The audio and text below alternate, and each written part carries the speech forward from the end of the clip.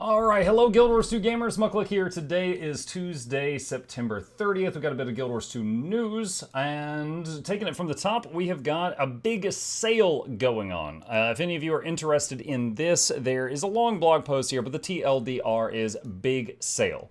Over on the standalone client website, this one, we have got Secrets of the Obscure is 30% off, End of Dragons is 40% off, you know, I skipped one, Janther's 20%, Soto is 30%, EOD is 40%, Pathfire and Heart of Thorns combo package is 60%, and the Elder Dragon Saga Complete Collection, which has got everything up to and including End of Dragons with all the Living World seasons, is from $100 down to $50, half price. So big deals there. Similarly, over on Steam, pretty much the same deals are happening over on the Steam side of things.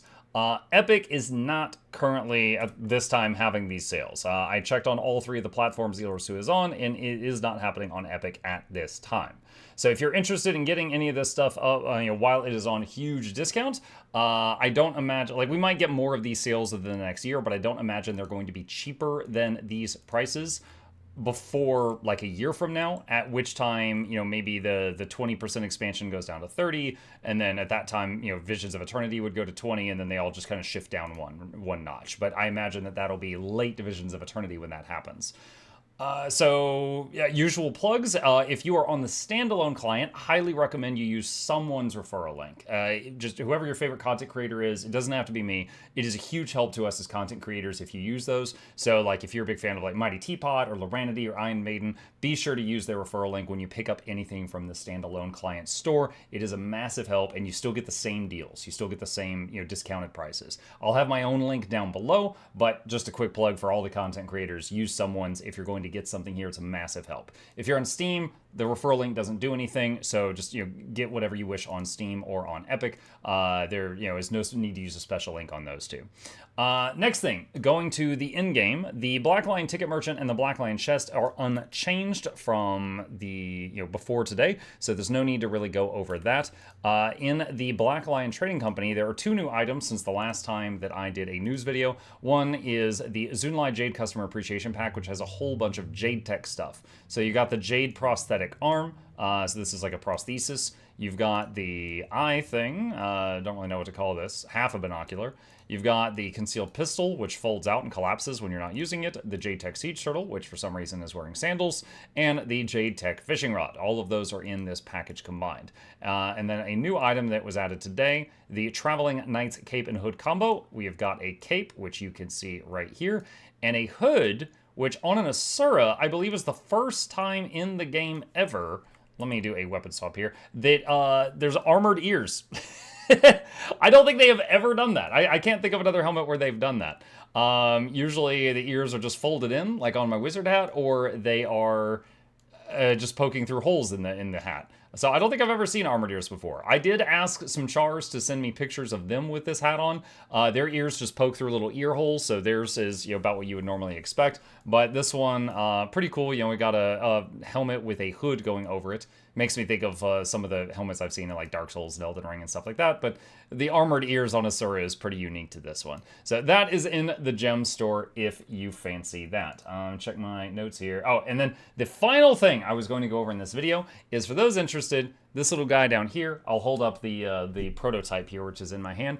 It is the last day. If you're interested in this product, this is a plushie that is based on the channel mascot, the channel logo. He's got a Velcro potion bottle that attaches to his hand, red and green for the two channels. He can stand with assistance, leaning against a wall maybe. He can sit. He is very well made, and it has got worldwide shipping. So if you're interested in just something cool that supports the channel and will last you a really long time, you could pass it down the Armstrong line for generations. There is a link to that down below. And again, at the end of day today, or I should say tomorrow morning at 9 a.m., it will no longer be available, and at that time they will count up how many that they need to make, and they will start producing them to ship them out. But we've got 17 hours from the time of recording this. So just one last plug for that before it is gone. That's everything I've got for... Oh, you know what? Hold on. There is actually one more thing. Right as I looked over on my other monitor. Guild Wars 2 has finally given us an official launch date for Halloween. And that is October 7th. So... Halloween, the in-game event with the Shadow of the Mad King is coming back on October 7th. If you are new to the game, a common thing that a lot of people like to do in that is called the Labyrinth Farm. And I'll do a quick plug for that. There's a lot of Halloween events, some special skins, some spooky stuff you can get. In my opinion, the best skins of the year come from the Halloween event. However, the Labyrinth Farm it's a labyrinth, like a big maze thing.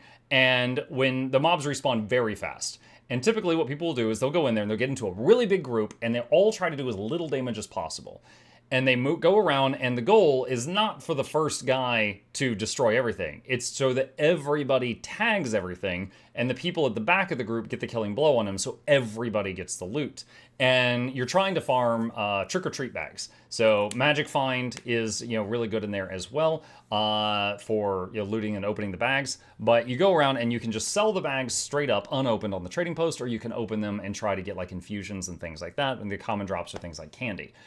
The event is also really high XP. So it is very common that people will go in there on max level characters just farming for money. And it's very common that people go in there on low level alts just trying to farm XP to level up those alts. So look forward to that. If you need more information on that, just like most of the holidays in the game, I've got a guide on that if you want to get more info. But that is coming October 7th, which is the Tuesday, 1 week from today.